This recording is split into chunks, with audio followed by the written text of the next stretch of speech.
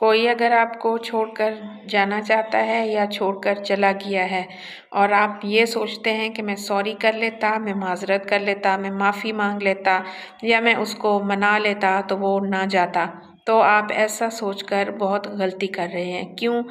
क्योंकि जिसने छोड़कर जाना होता है वो आपकी कोई गलती ना होने के बावजूद भी आपको छोड़कर चला जाता है, और अगर आप उसके हिस्से की तमाम तर ज़्यादतियाँ, तमाम तर गलतियाँ उठाकर आप अपने दामन में भर लेते तो वो तब भी आपको छोड़कर चला जाता। क्योंकि उसने आपको छोड़कर जाने का इरादा कर लिया था। तो जो आपको छोड़कर चला गया उसको भूल जाएं, आप अपनी ज़िंदगी में आगे बढ़ें, खुश रहें।